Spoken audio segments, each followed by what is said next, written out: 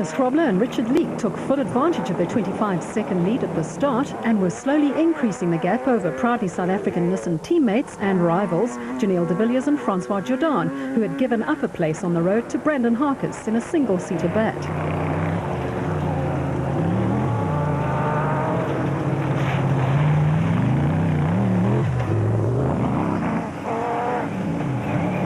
The former champions were more concerned about Grobler and Leek than they were about the special vehicles, which are classified in a separate category. On the other hand, Corbett and Moore, like Harkis and Ware Smith and Minute, were desperate to beat the trucks. Third place Janelle de Villiers and Francois Jordan wrong-slotted a few times and then stalled the engine.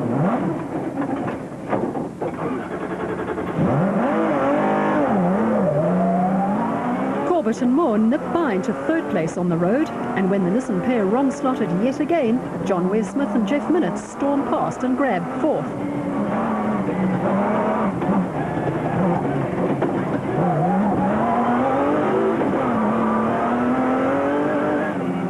Woolridge and Scholthammer played a waiting game in the Team Ford Racing Ranger while the leading pack sorted themselves out.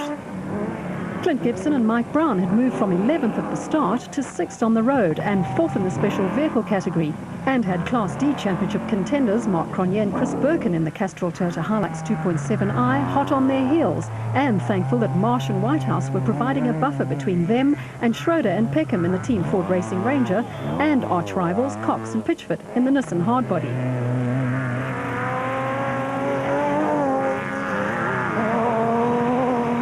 The Hungarians were enjoying the conditions, as were Paolo Piazzamosso and Rod Herring in the Class D Castrol Toyota Hilux 2.7i.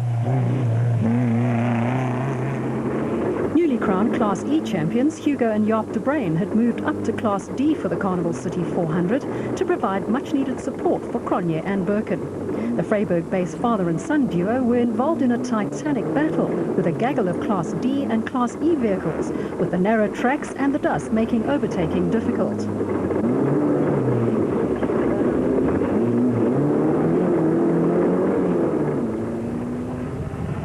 Brandon Harkis had overtaken Grobler and Leek and was trying his best to stretch his lead over the rest of the field. In the meantime, Grobler and Leek were happy to let Harkis disappear into the distance, as their primary concern was winning the production vehicle category and the championship for the second successive year.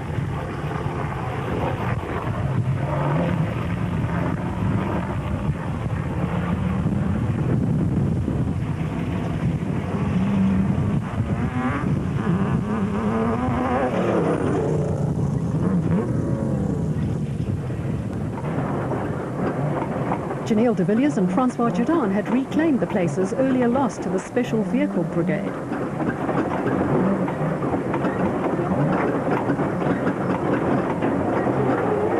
However, there was no time to take it easy because Corbett and Moore were waiting to pounce yet again.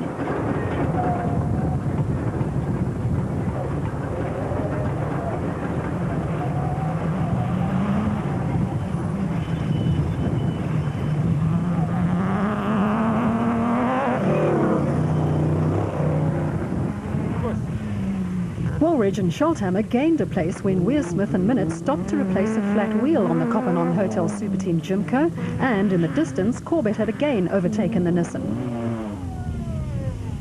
Ware Smith's misfortune played right into Terence Marsh and Mike Whitehouse's hands, and the Nashua Mobile Racing pair were happy to take over third place. Mark Cronje and Chris Birkin had a clean run in the Castrol Toyota Hilux 2.7i and were comfortably in the Class D lead at that stage, but being chased by Manfred Schroeder and Jack Peckham in the Team Ford Racing Ranger. Where Smith and Minute were back on track and determined to haul in the other special vehicle contenders. Piazzamosso and Herring was still third in Class D, while Henry Costain and Renier Juster in the Atlas Copco Bat and Shamir Variawa and Nadeem Dudhir in the Oven Fresh Biscuits Porter were carving their way through the field after starting 16th and 41st respectively. Hess and Schwegler led a train of special vehicles, including Atang Macheganeni and Bucks Carolyn in the Total Jimco, and Donnie Murray and Andrew Utterson in the Bat, with Cox and Pitchford trailing in fourth with overheating problems on the Class D Nissan.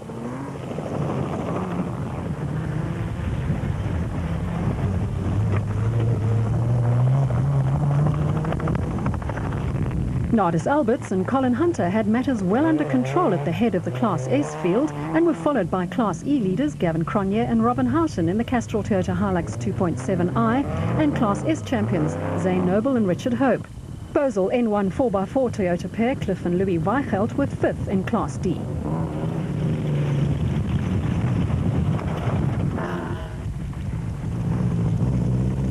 Class B Championship contender Giel Nel led the class in the Look ATE Truggy and was followed by brothers Hendrik and Louis Ferry in the locally designed and built Zarko Light.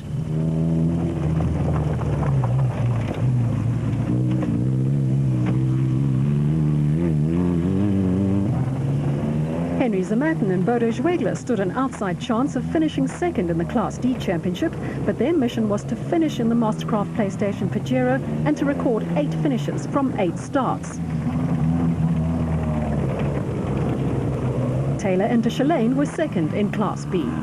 We were going along quite nicely and now the motor's just cut. We've got power and everything, we're just fiddling with the wires to see what we can keep going. Go try it.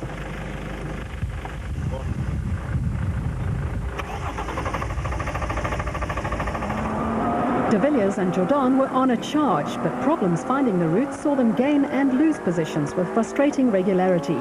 Grobler and Leek were also confused by the route markings and elected to stop while they figured out where to go next.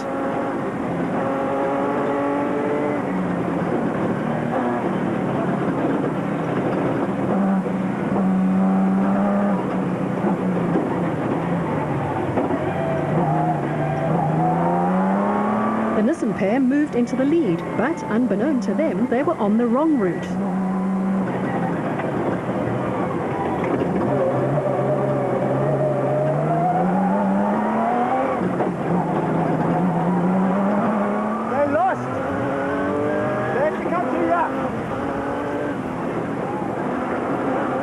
Amid all the confusion, Grobler and Leek put the time spent at the side of the road to good use and found the correct route and regained the lead. But this wasn't the case for their teammates, who were still milling about in the veld.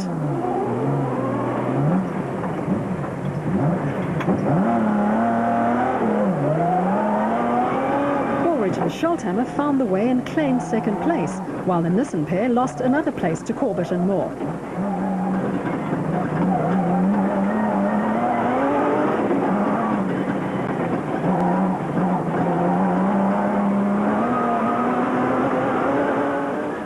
Brandon Harkes was in the lead, but it would be short-lived. A huge accident as a result of him taking his eyes off the road when trying to stow a can of silicone spray in his tool bag while travelling at high speed all but destroyed the bat.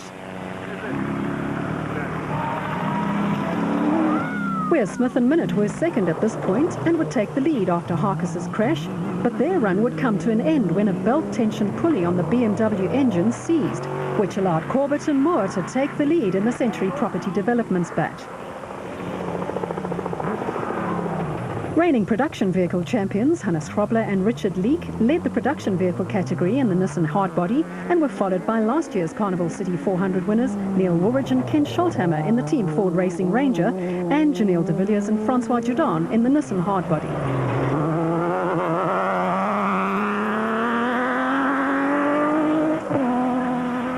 Paolo Piazzamusso and Rod Herring were the new Class D leaders after Castrol Toyota teammates Cronje and Birkin and Team Ford Racing pair Schroeder and Peckham were slowed with problems, which also allowed Cox and Pitchford to move up the field into second place.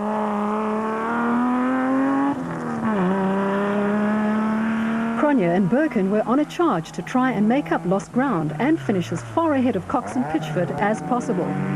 John Thompson and Clinton McNamara were the new Class B leaders in the Mormon Zarko Light, while Zane Pearce and Henny Foslu had grabbed the Class E lead when Cronje and Houghton lost 40 minutes with mechanical problems.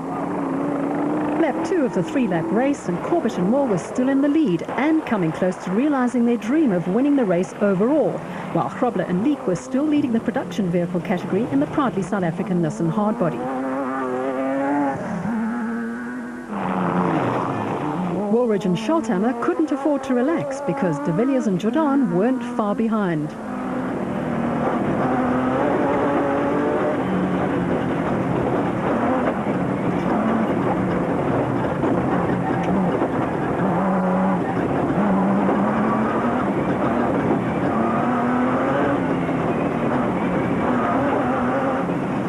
Samir Variawa and Nadeem Dudhia had come from 41st to 2nd in the special vehicle category and were in striking distance of race leaders Corbett and Moore.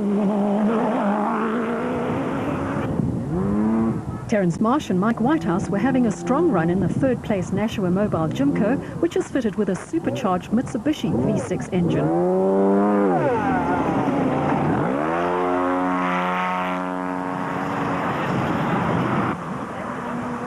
The visiting Hungarian crew acquitted themselves well of their task and were 4th in the production vehicle category.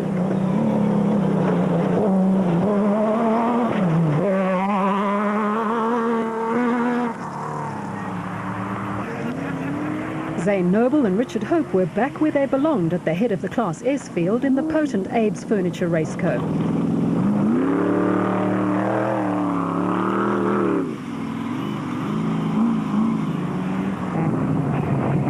Castrol Toyota pair, Piazza Musso and Herring had a firm grip on the Class D lead.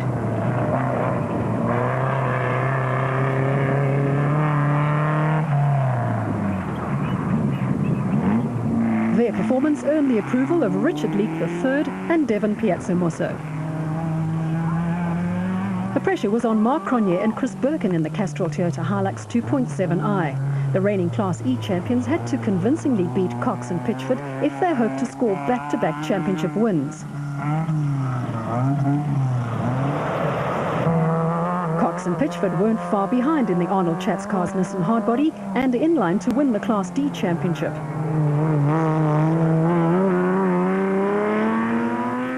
Veterans Henry Costain and Rainier Euster were having a steady run and were 4th in Class A in the Atlas Copco batch.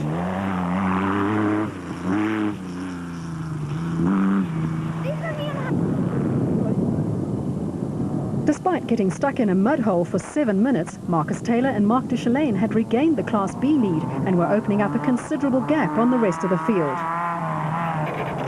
The designated service point at Carnival City was a hive of activity at the end of the second lap, with many vehicles requiring urgent attention. Corbett and Moore were still in the lead, with Marsh and Whitehouse 3rd behind Variawa and Dudhia, but there were problems in the Oven Fresh Biscuits camp.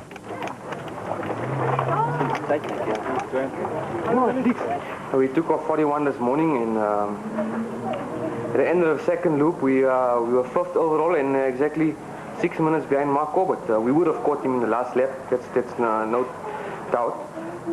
Just unfortunately we broke our gears in the gearbox as we came into the pit. That's the end of it. Marsh and Whitehouse were now 2nd in the special vehicle category. The GBS racing team had not had the best of seasons, with HEIN GROBLER and Gerard Prinsloo losing valuable time in the pits. Jongens, maar 'n bietjie rof, dit is maar glad. Ons het nou voorhoed dryfvloer, is net agter die ander jongens, gaan kyk of ons dit kan regmaak, dan gaan ons weer aangaan. Sover gaan dit goed. Geniet dit. De Villiers and Jordan's run came to an untimely end. Well, we had a problem this morning with the clutch. It started slipping at some of the road crossings and we had to take it easy. But then when we got to the stadium section, it just said go totally, so we don't have any drive. And unfortunately, that's the race. If you don't have drive, you can't continue. So, yeah, it's a bit of a disappointment because that's our championship hopes, I think, gone. But let's see, the race is not over yet. The other guys must finish first, so it's a bit disappointing in